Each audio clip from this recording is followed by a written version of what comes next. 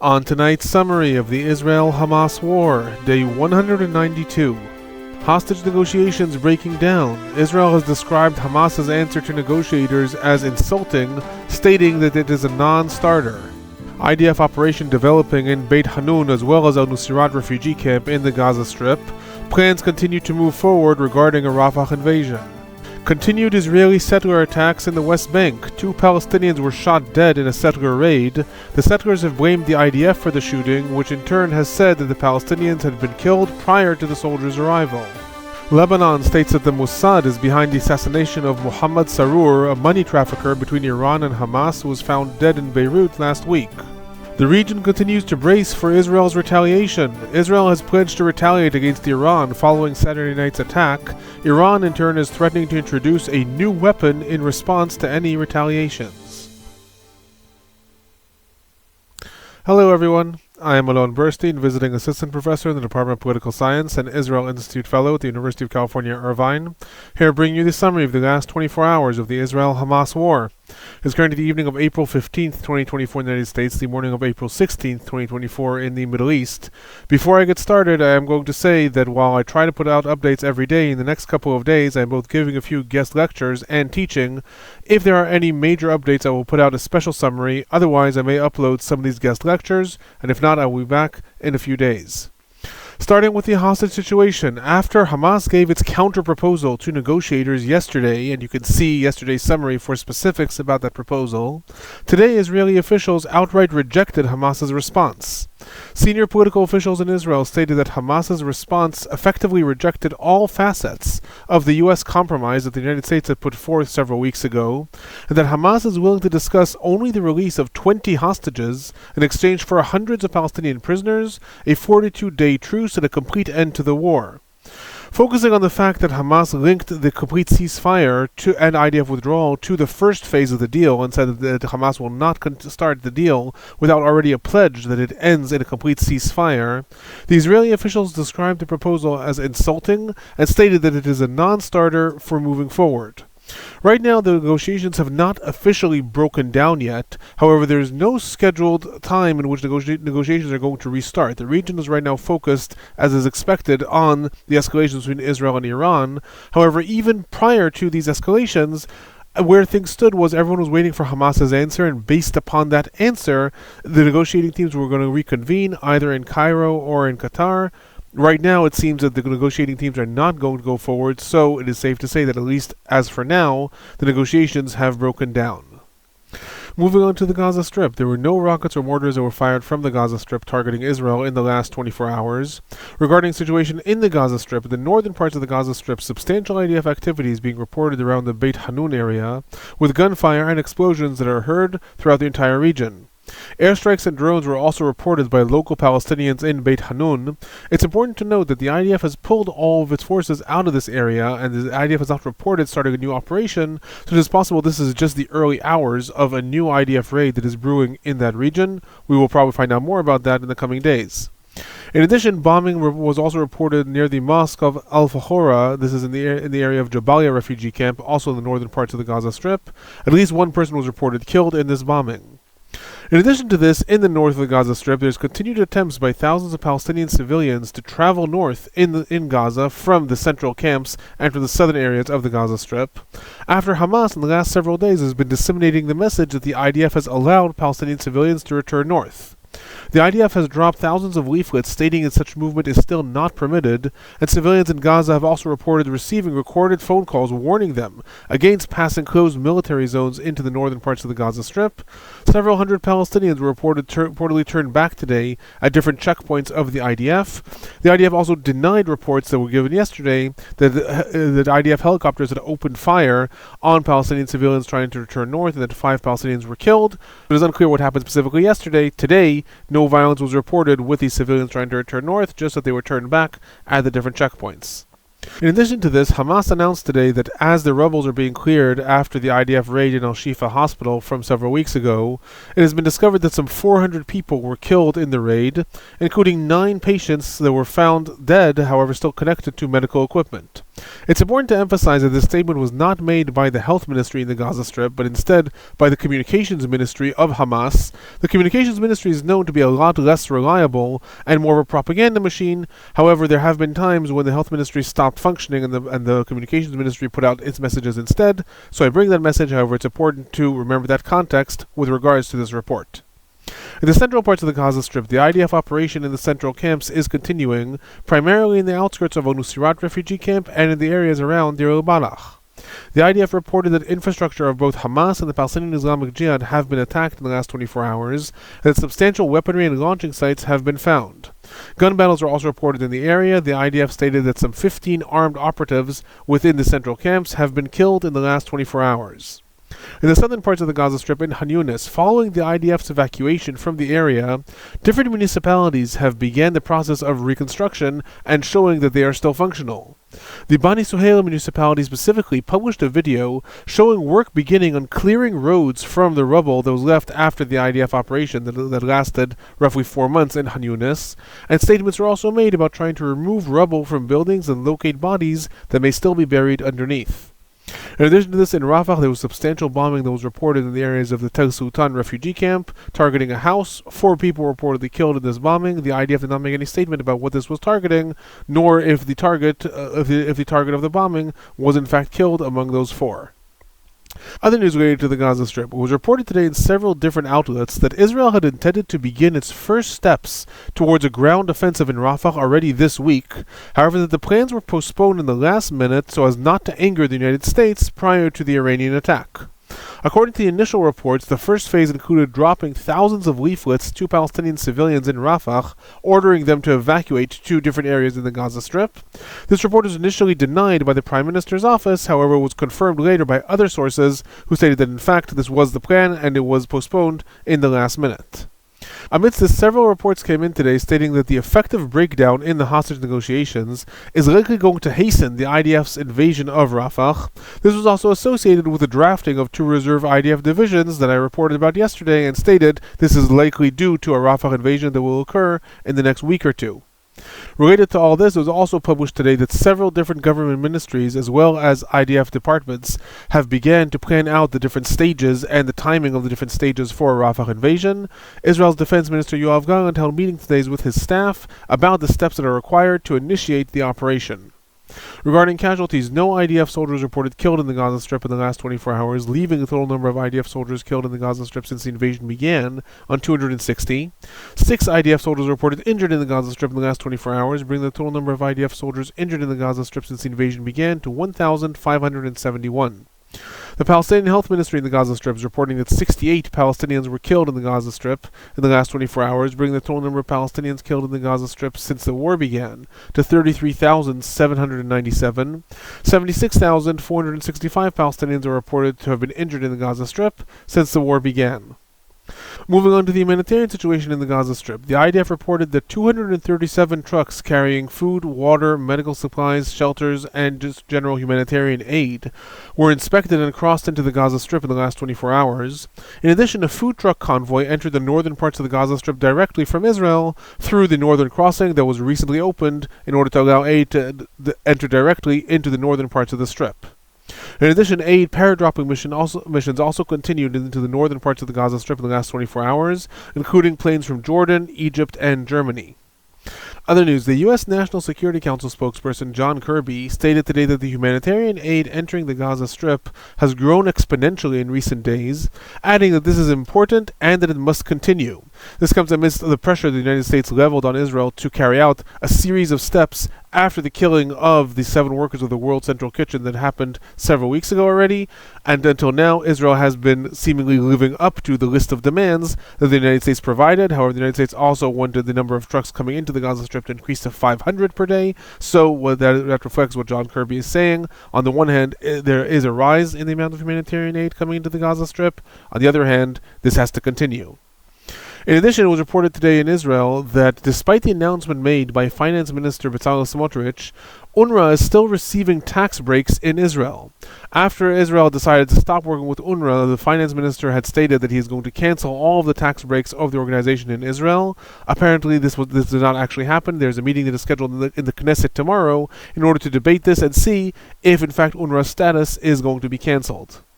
In addition to this, Israeli members of the Tzav 9 movement, this is a movement in Israel that is made up both of right-wing elements as well as some family members of hostages that has been trying to block humanitarian aid from entering the Gaza Strip, held a surprise protest in the Alon crossing today between Jordan and Israel. Reportedly, they tried to block humanitarian aid from traveling along the corridor between Jordan and the Gaza Strip, stating that they will not allow aid to go into Hamas while the hostages remain in the Gaza Strip. Moving on to the West Bank, settler riots and confrontations with Palestinians are continuing. These have been going on in earnest since the murder of 14-year-old Binyamin Achimeir. This is a settler that lived in an unauthorized settlement in the West Bank. His body was discovered several days ago. Today, two Palestinians, 30-year-old Abdulrahman Maher, as well as 21-year-old Muhammad Ashraf Bani Jama, were shot dead in confrontations with Israeli settlers near the Akraba village. This is around the area of the Gitit checkpoint south of Nablus. These are some of the photos that were uploaded to social media by people from the scene of the confrontations. In the initial reports from the confrontations, Israeli settlers stated that the IDF had arrived on scene after settlers were attacked by Palestinians, and that the IDF carried out fire due to life-threatening situations. In a rare move, however, the IDF spokesperson denied this, stating that soldiers did not carry out the fire, and that the IDF and the police are investigating the matter. Security officials went further to clarify that at no point were security forces threatened, and that when the IDF arrived on scene, several Israeli settlers were seen fleeing the area, and the two Palestinian bodies were found shortly after by the IDF forces, however, that the IDF did not carry out any of the shooting. Right now it is reported that the IDF and the police are investigating. No arrests are reported thus far. Other news, the IDF confiscated Israeli settler equipment used to expand farmlands and unauthorized settlements that had been located in the vicinity of where Achimeir had lived prior to his murder. Israel's National Security Minister Itamar Ben-Gvir called the move of the IDF confiscating this equipment, i.e. working to stop the expansion of the unauthorized settlement, as moral confusion and called upon Prime Minister Netanyahu to fire Defense Minister Gallant in response. However, the Prime Minister Netanyahu did not give any response, and the IDF did confiscate that equipment. In addition to this, substantial IDF activity was reported in several different areas throughout the West Bank. The largest raid was reported in Nablus, where a raid was carried out to arrest several wanted Palestinians. One of these Palestinians was reportedly killed in confrontations, another was badly injured, and a third was arrested. Moving on to the northern parts of Israel, southern parts of Lebanon. 4 IDF soldiers were injured to varying degrees from the detonation of an explosive device along the northern border between Israel and Lebanon. Hezbollah claimed responsibility and stated that it had detonated a device that was planted there in advance and struck the soldiers once they were identified. Several hours later, the IDF confirmed that the soldiers were in fact beyond the border and operating within the Lebanese territory. It was not reported what their mission was or if this is something regular that the army is doing in this area or not. The only thing that was reported is that they were in Lebanese territory and these 4 soldiers were injured.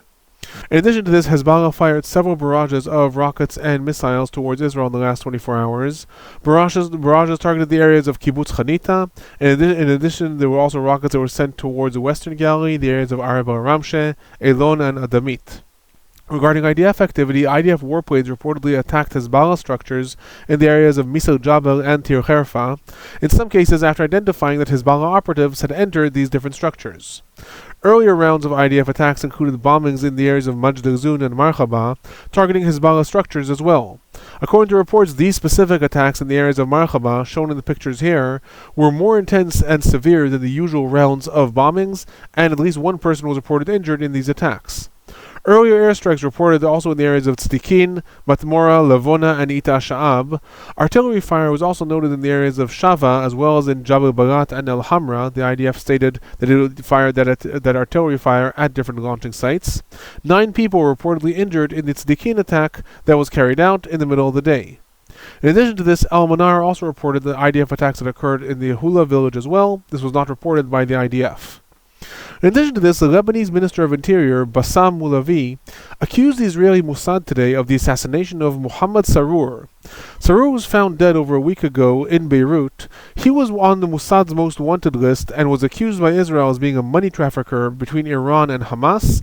Today, the Interior Minister of Lebanon stated that according to evidence that has accumulated thus far, the Mossad lured Sarur to this villa and then carried out his assassination after torturing him for information as well. There were no comments that were made, obviously, by Israel, and this was not confirmed by other agencies in Lebanon that stated that they are still investigating the matter. Moving on to the regional developments and the escalations between Israel and Iran.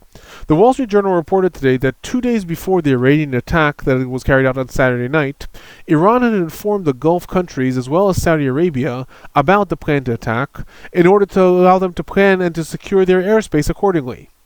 Among them, according to the report, Saudi Arabia and the United Arab Emirates came under heavy pressure by the United States in order to share intelligence information whenever they had it, and they did inform the United States about the plans, and in addition opened their airspace to intercepting planes, as well as shared their radar trackers with the intercepting forces as well. NBC also quoted Israeli sources today as stating that Jordan not only shared its intelligence information, but also allowed the Israeli Air Force to operate from within its country while it was carrying out the interceptions of the Iranian attack. In addition, the Wall Street Journal also quoted 3 U.S. officials as stated that roughly half of the ballistic missiles fired by Iran crashed or misfired on their own rather than being intercepted.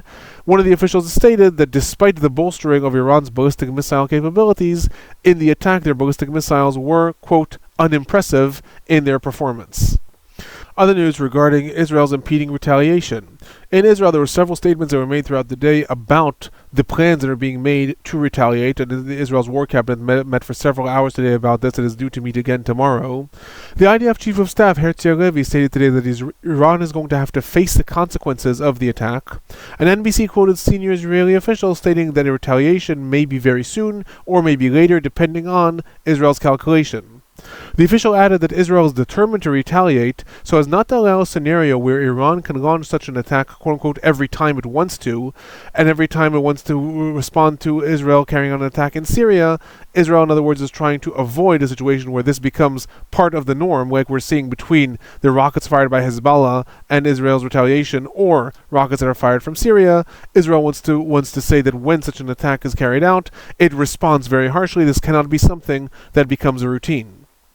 Amidst Israel's plans of retaliation and the world's attempt to try to get Israel to moderate its response and not let the situation escalate further, throughout the day it was reported that Israel has sent messages to its allies that while it is going to retaliate, it is not looking for a full escalation, and also pledged to inform the United States before its actions.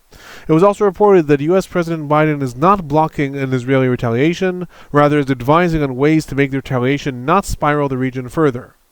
Amidst this, and seemingly in an attempt to try to counter some of this world pressure, Israel's Prime Minister's office published a statement stating that the U.S. House Republican Majority Leader had called the Prime Minister's office today and expressed support for any Israeli decision and any way Israel wants to retaliate against Iran, stating also that he is going to push forward another aid package for Israel amidst the Iranian attack.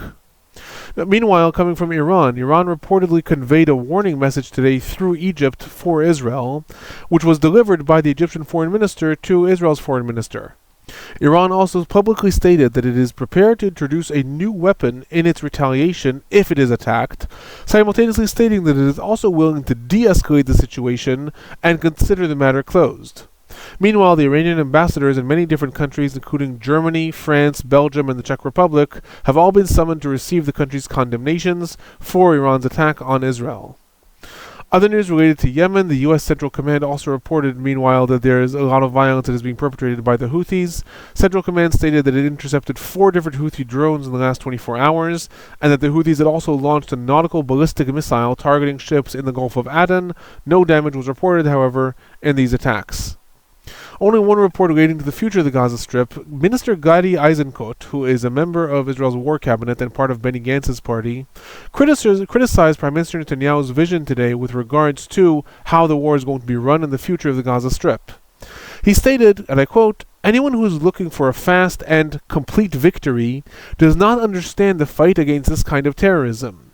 The challenge here is far greater, adding that while the IDF's interception of Iran's attack is extremely impressive, the IDF has been applying extreme pressure on a far weaker enemy in the Gaza Strip, and has yet been unable to get to 133 hostages, quote, that are held within an hour and 10 minutes from where we are standing right now.